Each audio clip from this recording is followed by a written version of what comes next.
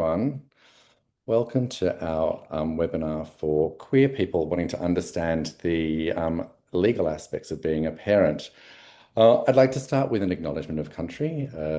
I'm joining you today from Gadigal land. I'd like to pay my respects to elders past and present, and always was, always will be Aboriginal land. Today we have Sarah Bevan joining us. Sarah is a friend of mine and someone who's done a lot of work with Rainbow Families over the years to, supporting our community into parenthood through that legal pathway. Sarah is a family lawyer. I'll get you to introduce yourself in a sec, Sarah. For those joining us at home, welcome. Thank you so much for coming along. We'd love for you to introduce yourself in the chat and tell us a little bit about what you're hoping to get out of today so that we can make sure that Sarah is talking about all the relevant things and not going off topic on information that isn't relevant to the people that are here listening. So if you can just pop in the chat a quick hello and what you're hoping to get information on today, that'd be really helpful. I've got a very long list of questions for Sarah, but we'd love to include questions from the audience as well, so you can use the Q&A or the chat function for that. So at Rainbow Families, we support LGBTQ plus parents and their kids, and something I love about our community is the diversity of families and the fact that there's no right or wrong way and there's no one best way to make a family as queer people. We have to think outside the box when we're starting our families. And that can sometimes mean that there are, I guess, legal implications around legal parentage for queer people that we really need to think about, before we have our kids, but also things that we can do once we do have our kids to make sure that our family is protected and recognised under the eyes of the law. So today we're going to talk a little bit about surrogacy, about donors, clinic recruited donors, donors that we might know from our own personal networks, single parents. We've got a lot of single parents by choice in our community, which is really lovely. Sometimes there are families that have got more than 2 or 3 or 4 parents, and so what are the legal issues there? Sarah, would you like to introduce yourself? Sure. I am a specialist family lawyer practicing in Sydney. I work with clients throughout Australia, and a lot of my clients are also heading overseas or indeed from overseas. A really big part of my work these days is the fertility side, so the family building side.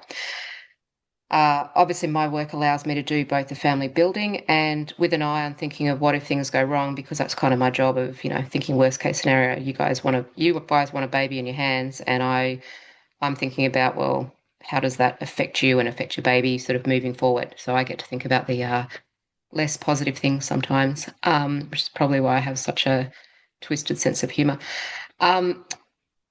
But I'm also president of Surrogacy Australia because I am very committed to the advocacy side of trying to improve our laws in Australia, because they are a mess. They're not fit for purpose. And part of what we'll deal with today is addressing some of those issues. So that's me. Thanks so much, Sarah. Your twisted sense of humor is one of the things I love most about you. Sarah and I have been working on a lot of these advocacy issues for a decade, really, and we've, had spent a lot of time together in New South Wales Parliament, waiting for meetings with ministers to talk about legal parentage and giving evidence in inquiries, which is always very exciting. But it's a constant battle around that recognition for parents in the rainbow family space. Let's jump straight in, Sarah, with the first question, kind of overarching. Can you let us know what legal parentage actually is? So we know what a parent is. We're the people that are wiping the bums and enrolling our kids into schools and all that kind of thing. But what is legal parentage in regards to queer families? So legal parentage is where a person is recognised as the parent in the legal system as a parent of a baby. It can be completely different from who is actually a parent. It can overlap, and it's vice versa. So a person could be a legal parent and have no parenting role. So you think about a heterosexual couple having a hookup in the nightclub bathroom, which gives sort of disgusting thoughts. But anyway, They have one, not even one night, a very brief hookup. He is, in theory, the legal parent of this child. He might not even know the child exists, but in theory, he's the legal parent of the child, but it's never been involved. On the contrary, you have a committed couple who go to the effort of whatever it takes to have a baby, whatever works for their situation, and potentially one of those parents does not have legal parentage. So legal parentage is that overarching sort of legal recognition, and it can come about a number of ways, and there are many, many permutations that we'll get to as we talk about it today. Perfect. Thanks, Sarah. We've got a couple of questions that have come in that I'm going to hold off until we're at those bits of our information today. But if everyone else would like to let us know what they'd like information on, that'd be great. First question for you from me, Sarah, is around birth certificates, because every baby that's born has a birth certificate, whether they're born in Australia or born overseas. It's their sense of identity. And there's at least one person, often two people on the birth certificate. Does that cover everyone? If both parents are listed on the birth certificate, is that enough? Or is there other things that our community needs to think about in regards to birth certificates not protecting our families enough? So birth certificates are a really tricky thing. In Australia, with Australian birth certificates, if you are named on a birth certificate, then you have a presumption of legal parentage if you have an Australian birth certificate. It's a presumption only. So again, if we think back to a heterosexual married couple, say, they're going to put both of them on the birth certificate, and then 6 months later, Johnny comes along and says, "Well, actually, I had an affair with Mum, and I'm Dad," and a DNA test suggests that lo and behold, he is the biological father.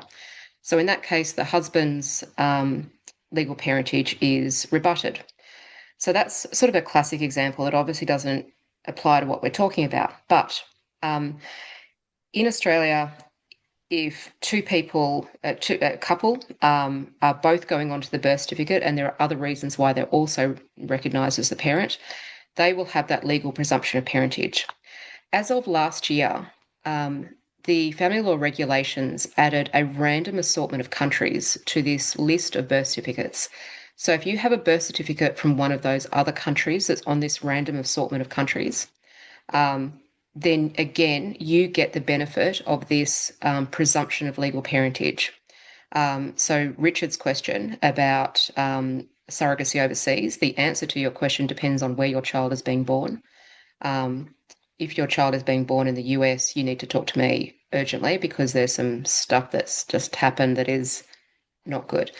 So anyone who is especially pregnant in the US, just as a segue, situation's urgent for you guys. So leaving that aside, Colombia is on the random assortment of countries. The trouble is, in Colombia, you both don't get on the birth certificate. You do in Mexico, for example. Mexico is on the random assortment of countries. Canada is. So they're some of the countries that the community would be going to. So this birth certificate issue is not going to help with Colombia. But that's the very quick overview of what legal parentage means for birth certificates, Ashley. Great, thank you. Can there be two mums or two dads on a birth certificate? If you're a same-sex couple, can both parents be listed on the birth certificate in Australia? Yep, yep. Great. And by operation of our Family Law Act, where a person who has female biology, and our law is still quite stuck in its ways and refers to a woman, and that really covers a trans man who has female biology, a person who gives birth to a child who is conceived through assisted reproductive means, and who has a partner. That partner is also recognised as a parent, regardless of the biological link or not of that partner, provided that partner consented to the ART. That flows on beautifully to the next question around non-birth parents in queer couples. My understanding, and I'm no lawyer, but I've been kind of doing this for a while, under Australian law, please correct me, Sarah, if I'm wrong, the person who gives birth and their partner at the time of conception is considered the legal parent of the Yes. child. Yes. And I believe that law was changed in New South Wales anyway, about 15 years ago, so that lesbian couples could both be recognised as the legal Yes. parents. Yep. That was a penny sharp law Mm. from about 15 years ago, which was really lovely. The unintended consequence for that was around surrogacy cases. You know, 5 years after Yep. that law came into place, it means that the surrogate and their partner are the legal parents, and so that trickiness is now Yep. around that law, which Very we're much trying to so. get fixed. Hmm. So is there in our community, there's so many different ways to even go through the IVF process. Is there any considerations for people doing reciprocal IVF? So if you've got a lesbian couple and one of them is carrying the child, but the egg is from the partner, is there any considerations there for them? Um, the the partner who is giving birth is automatically considered the parent because she is the one giving birth. Um, the partner in that particular example has additionally the biological link to this child, but that isn't what gives her the legal parentage. It's the fact of being the partner of the birth parent, and that she consented to the ART conception. Great. And what if there's more than two parents? Uh, Our yeah. community is so lovely. We create families in unusual ways sometimes, and often, or not often, but sometimes there are three or four parents. We recently did a survey of our community, and we had over 1,200 responses. And when we were developing the questions, we thought, how many parent options do we need to put in, or how Mm. many parents should we put in there? And we put six as one option. And someone came back to us and said, "Oh no, we've got nine parents to our kids," Mm. which was quite a lot. What's the Yeah. situation for those families? There's a really complicated answer to that question. Our law has left open the possibility of recognizing more than two parents. Um, so our law does not recognize a relationship of a throuple. That is, you can't have a de facto relationship, and that's not to do with parentage, that's to do with the relationship of a throuple. The last of those decisions was a couple of years ago. I'd like to think that maybe next time someone wants to push that envelope, maybe we would have a different outcome, because law takes a while to catch up to society.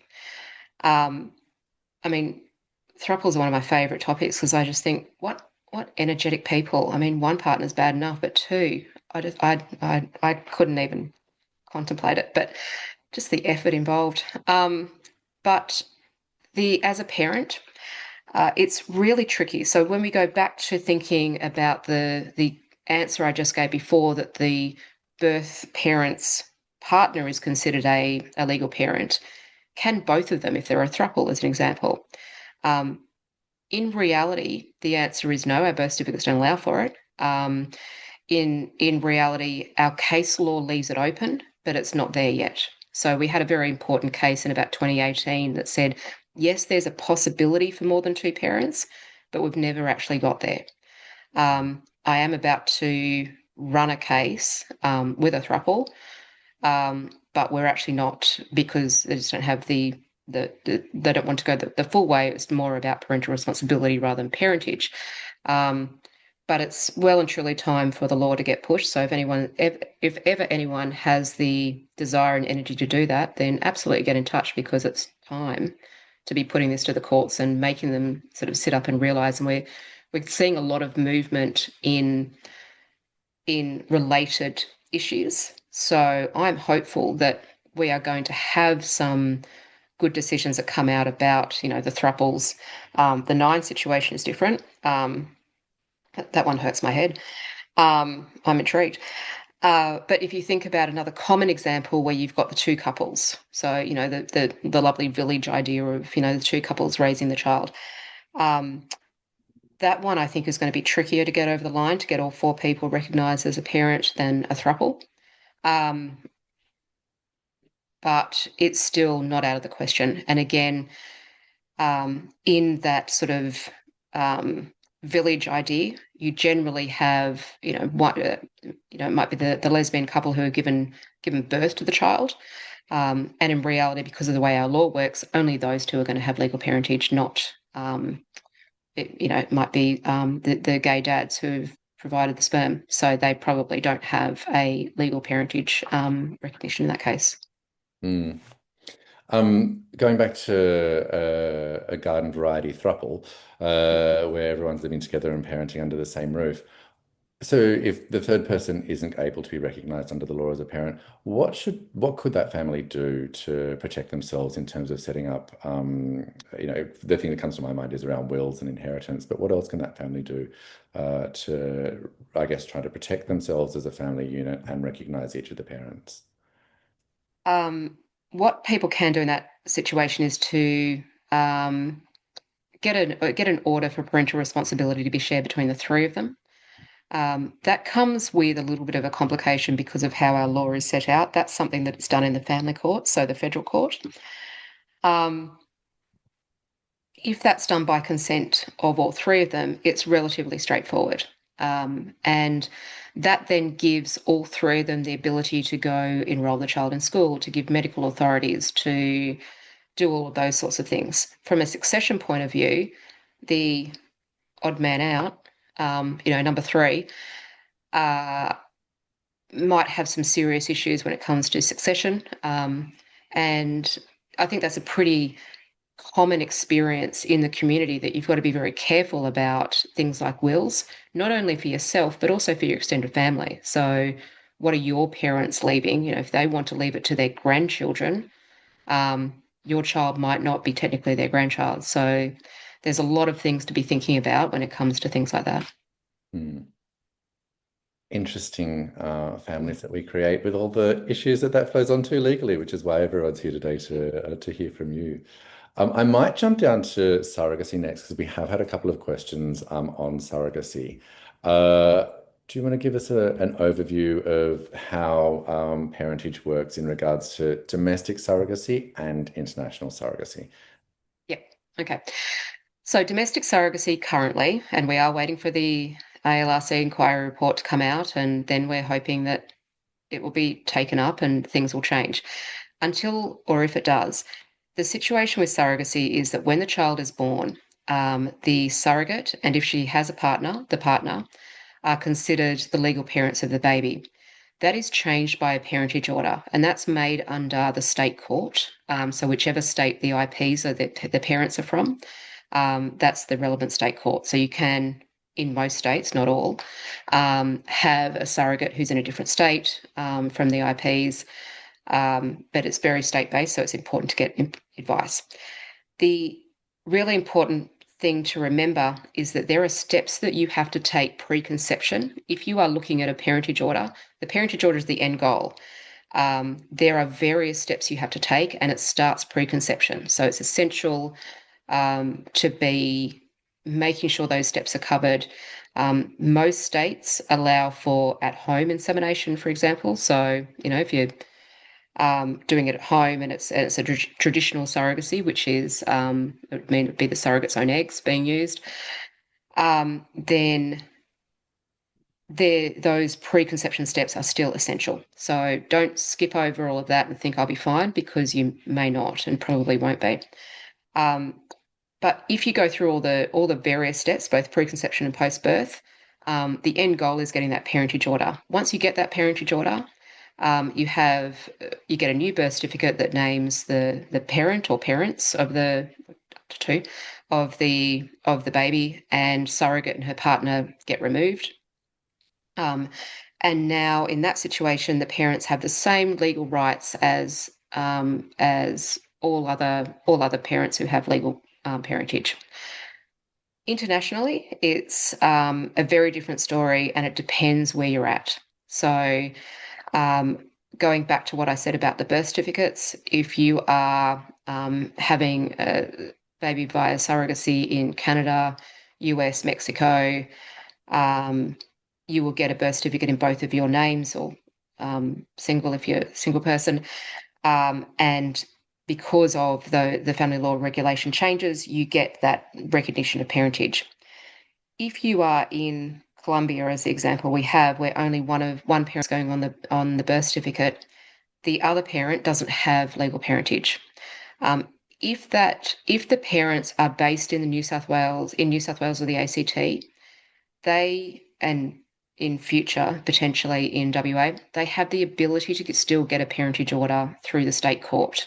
But again, there are all the steps that you have to do both preconception and post birth. In saying that there is the ability to do it, it is still pending in the courts. So this is a topic that I could rant for another 3 hours on, and have many times. But it's still pending, and it's still a little bit up in the air, which is kind of frustrating given that the law came into effect 13 and a half months ago.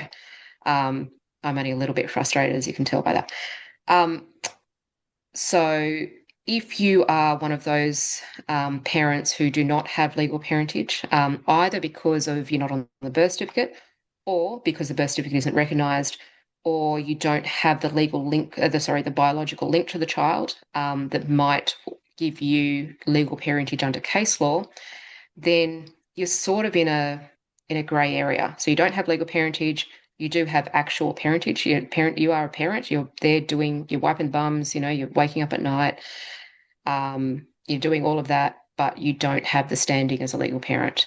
What can you do about it? The answer is depends on your situation. And you need to look at the exact situation that you're in. Mm. Thank you, Sarah. And we've been fighting this for so many years. Oh man. I remember my kids are 14 and 11 now, so they're quite old. But I remember when my youngest was a baby going into the New South Wales Attorney General's office and having a meeting about this, and they basically said, "This is too complex to ever get fixed. Don't even bother trying."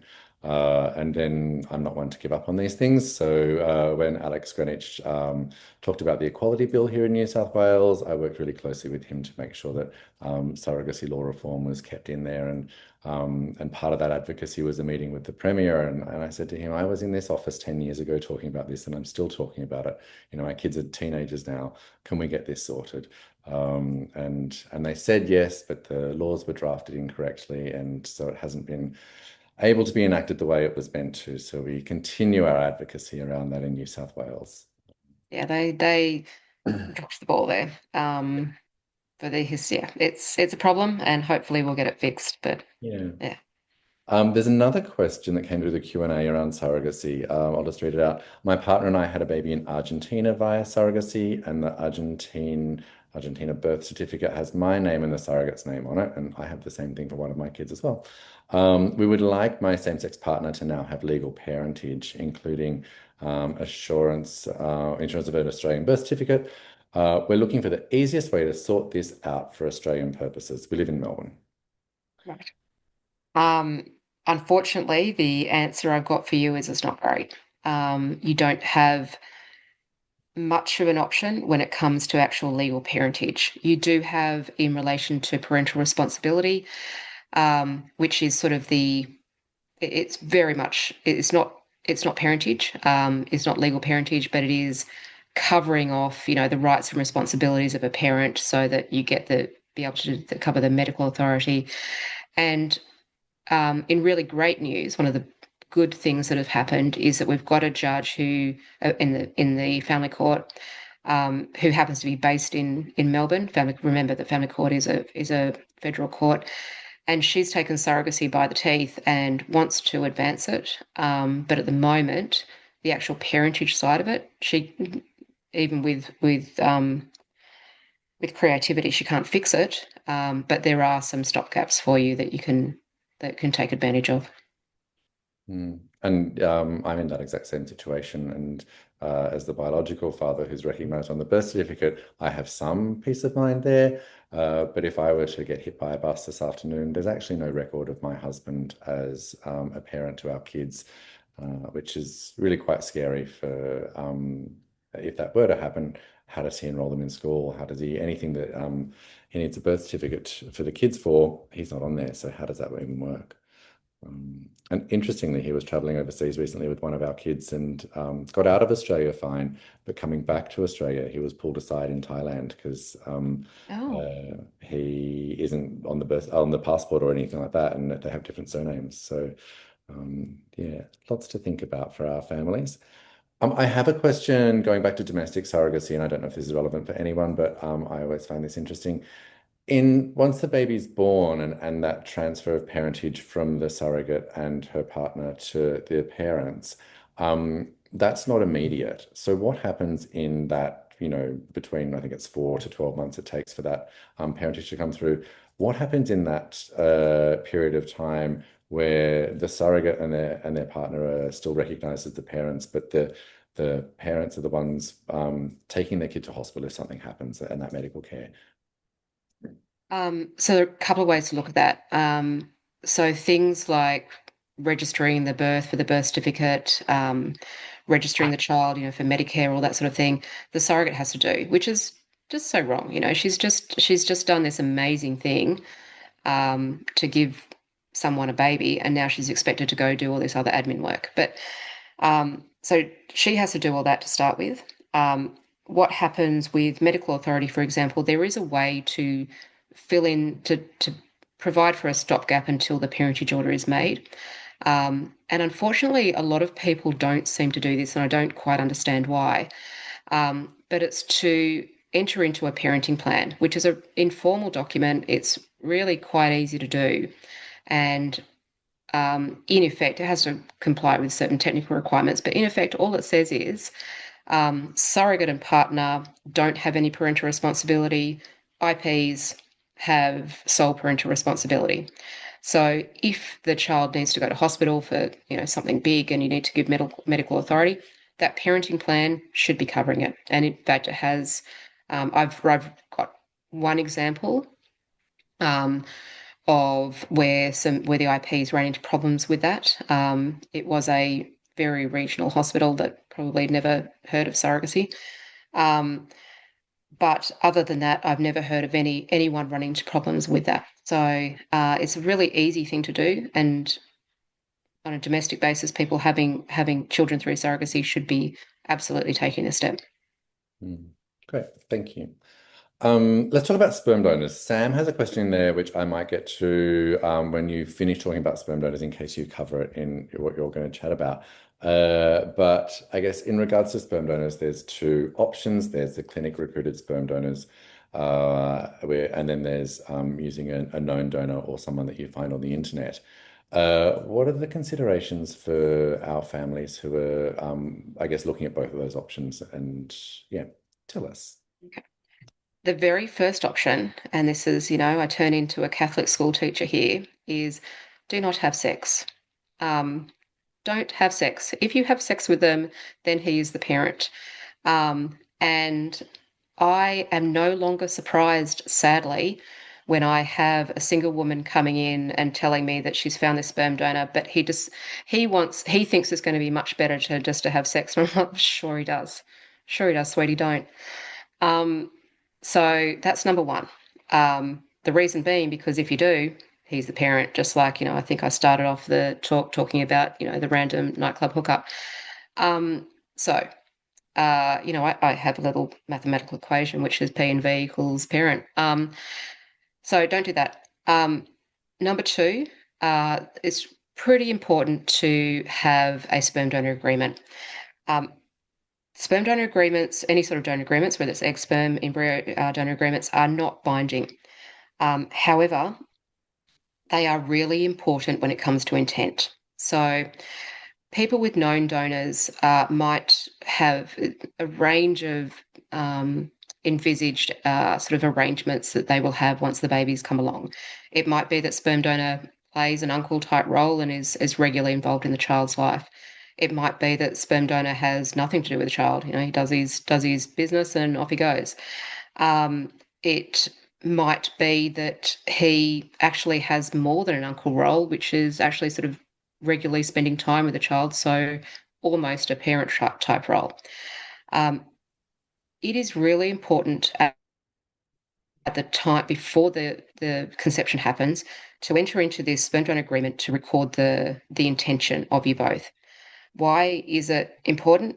Because of what our case law tells us, that if things go bad once the child is born, and sperm donor might be inconvenient to mum at that time or whatever. The evidence of intent is incredibly important under our case law. So don't skip that step is probably the biggest thing. Clinic recruited donors, well, you've got to strap in for pretty significant costs these days. With again some law problems we've got, especially in New South Wales with the donor limits. Very much so. And that story around, people having to, or, being coerced into having sex with donors they find online, we're hearing that more and more. And Oh, a flow-on yep. effect, I think, from the lack of clinic recruited donors that are available, particularly in New South Wales at the moment. And I'm actually meeting with the New South Wales Health Minister next week to kind of talk about that. But I am not hopeful of a quick turnaround for that, No. unfortunately.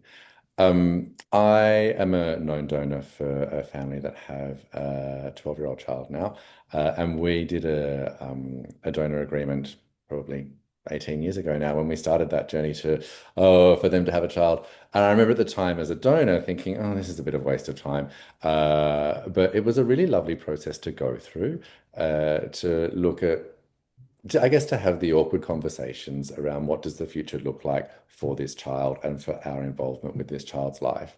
I think the four of us walked away from that process and those conversations a lot more certain about what we wanted for that child. And the thing that sticks in my mind around that was around grandparent access, and I know that my mother still, loves seeing that child, and I never wanted to push my parents onto that family, so I put into that agreement, grandparents, my parents can only see the child with me, so that they wouldn't have to deal with my parents because no one wants to deal with that. But it was great to have those kind of conversations that you might not have ever thought about when you're like, oh yeah, let's have a baby, let's make a baby, sure, it'll be fine. So Exactly. And that's what I was talking about earlier.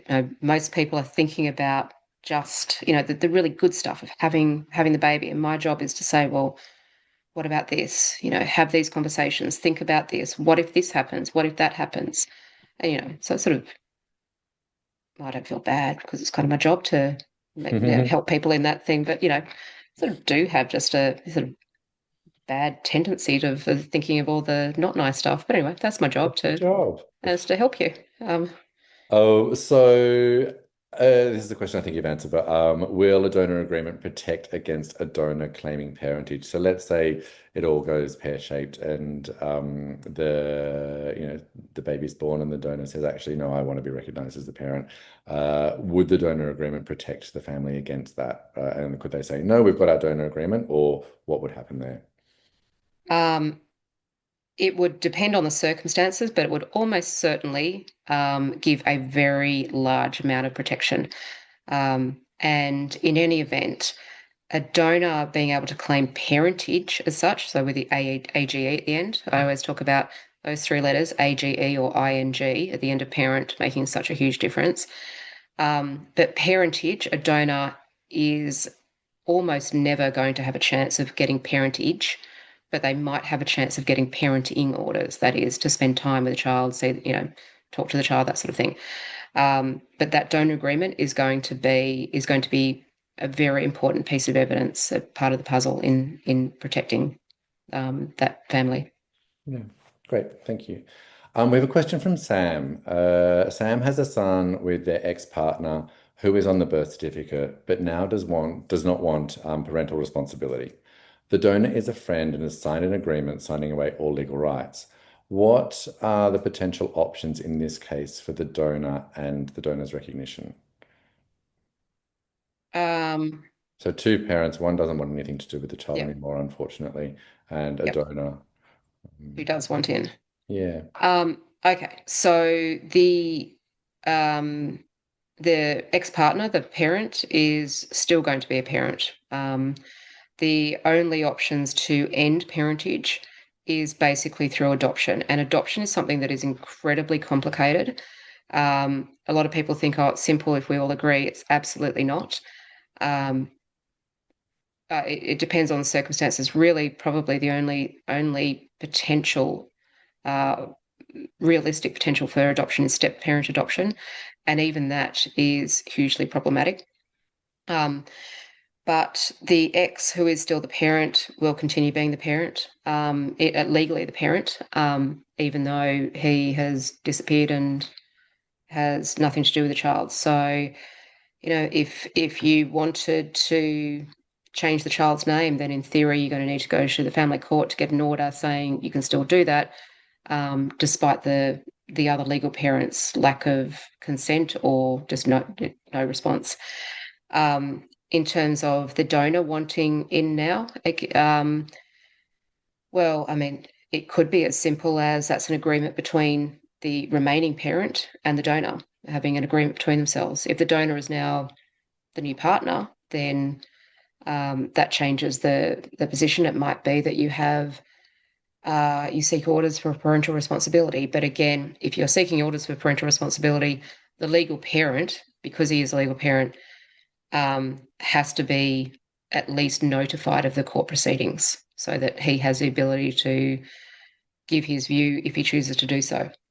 He may not, in which case it'll proceed without him. Or he may stand up and say, I don't agree. And the court may say, well, we don't care. You've got nothing to do with this child anymore. So get stuffed. It doesn't normally say it quite that directly, but I would. But yeah, it depends on the circumstances. But unfortunately, that legal parent is still a legal parent. Mm-hmm. Single parents by choice. So we have a nice community of single parents by choice in the Rainbow Families community, which is really lovely. What should a single person who's embarking on the journey, let's say they're looking at finding a sperm donor, what are the considerations that they need to think about before starting that journey to protect themselves? And is it different to what a couple would have to do? It's not really different from a couple, with one exception, which is that there is a little gap in our law that potentially leaves open the possibility, a tiny gap that leaves open the question of parentage, because you've only got one parent and there's sort of a possible remaining second. You don't have to have a second, but there's an open possible spot. So single parents, even more important to not be having sex, and to be having the donor agreement, and to be, if it's a known donor, for example, and to be being very careful in what's going into that donor agreement, and then also following through with it, which applies for couples as well, but even more so with a single parent, following through with a parenting plan after birth if there is some involvement by donor, intended to be some involvement by donor. So parenting plan, that the donor agreement you have will say in very abstract terms, this is what we intend our situation to look like. Especially if donor's going to have a role in the child's life, you can, once the child is born, so minutes after the child's born, if you want to, you can sign a piece of paper, the parenting plan that talks about how that relationship is going to be.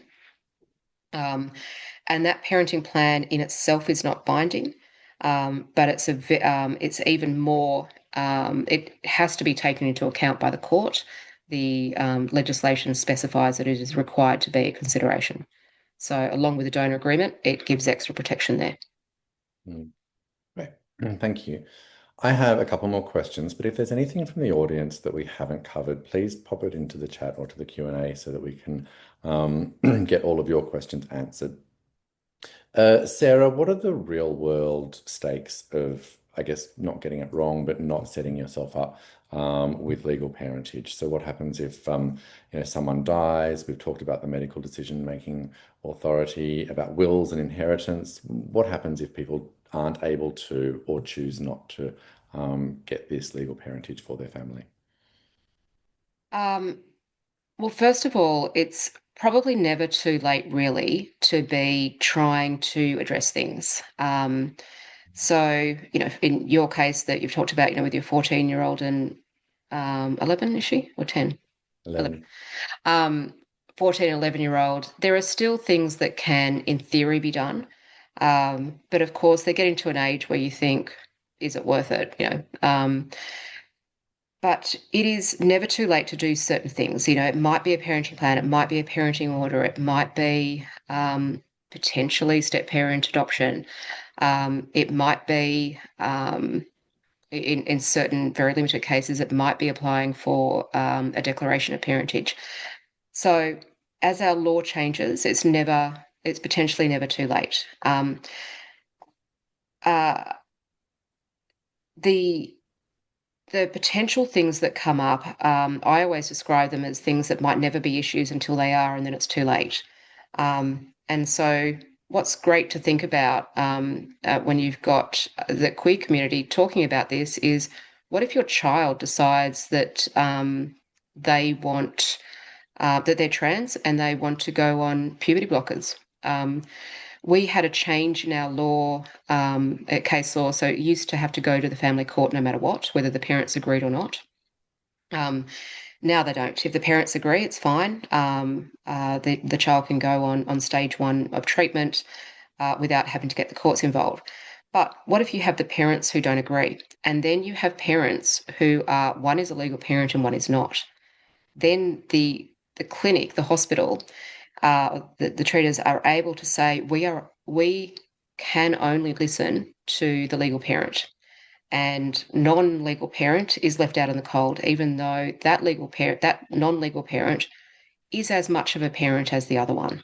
So they will then need to be bringing it to court really quickly, and their view will be counted. They are a parent. They've been a parent. You know, we're talking about an adolescent or pre-adolescent child, so they've been a parent for a long time at this point.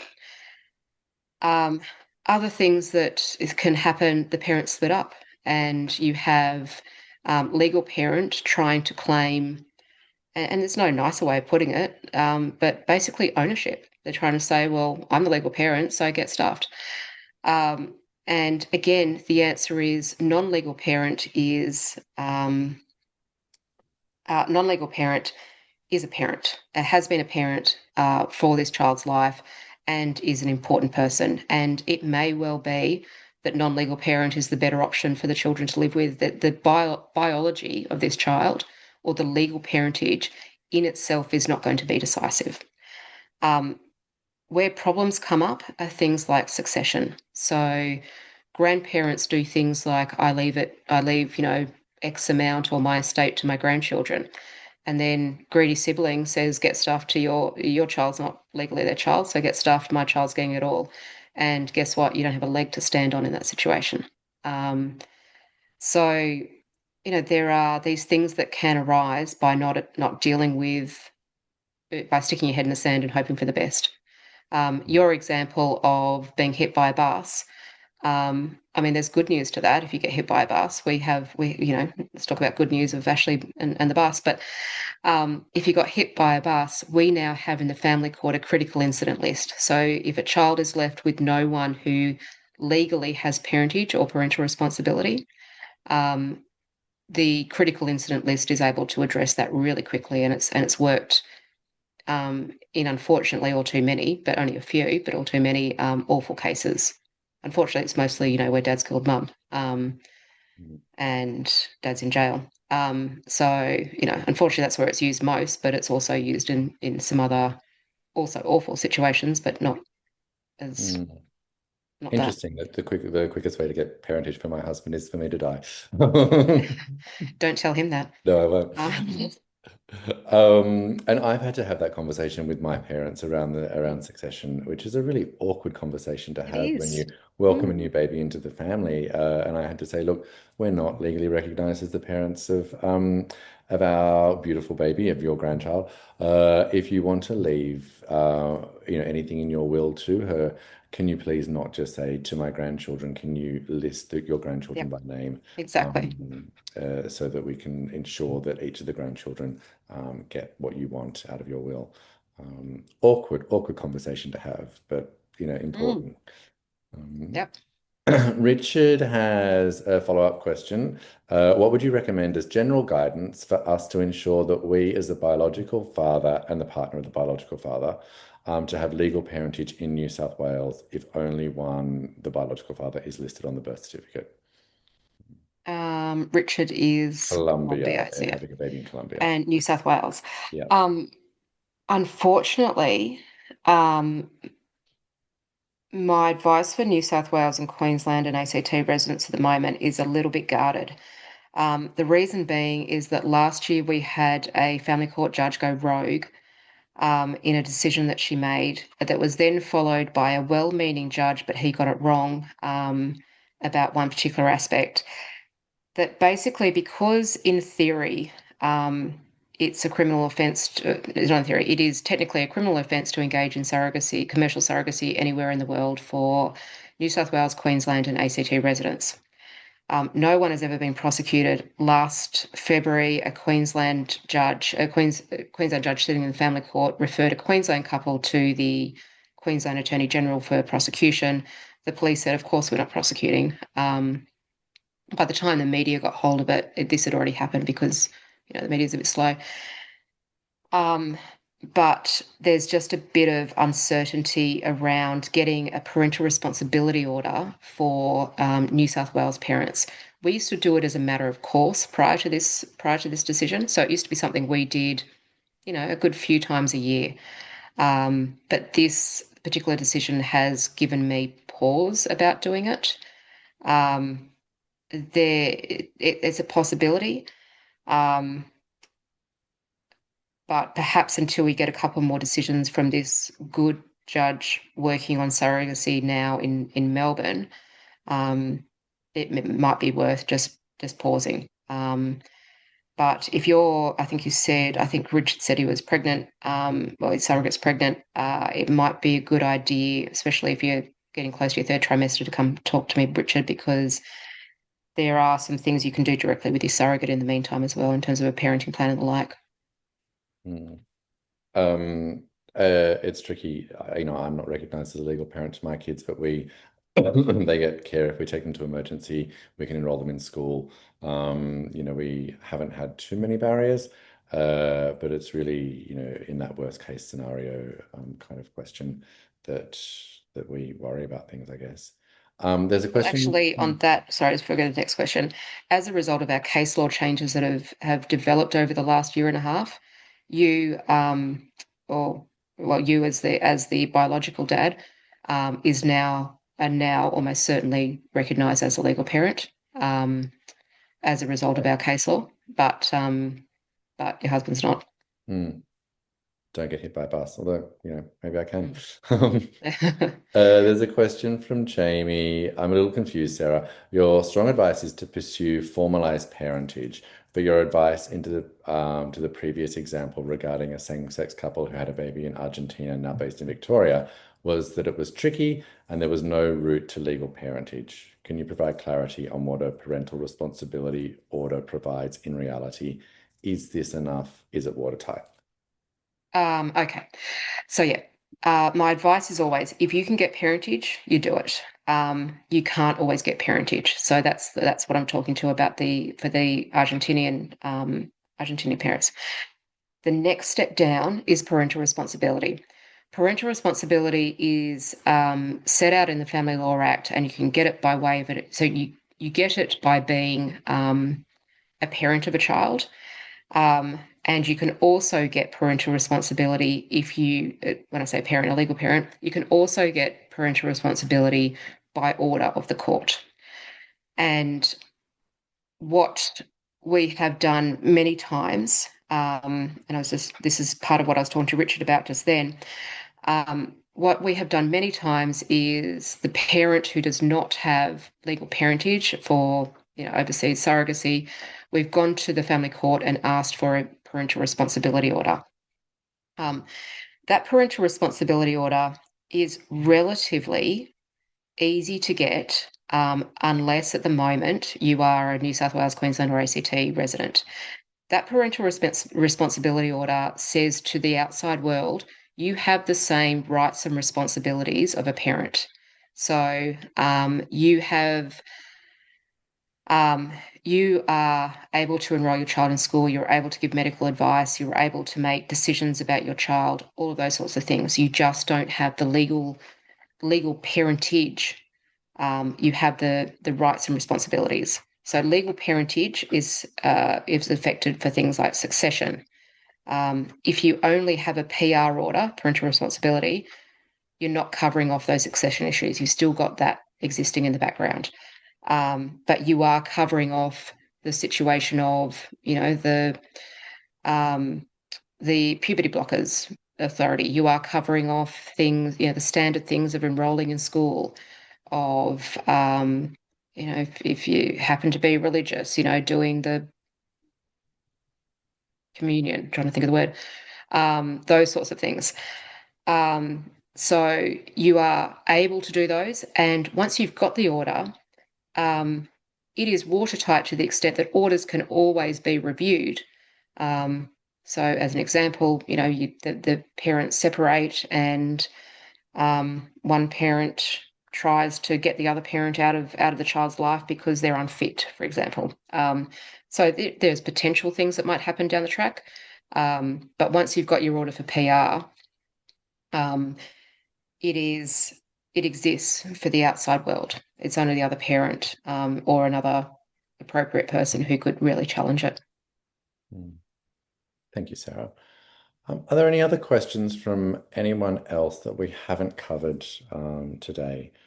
It's been a very quick, high-level overview of legal parentage in the queer community. And I think having been around this space for so many years, I have come to realize that each situation is so different individually, even down to what country your baby is born in, or where you found your donor, is it clinic recruited or not. So I think if anyone is wanting to kind of get that watertight as much as you can, I would reach out to Sarah and have a session with her and just explore what the options are and what you need to do to protect your family.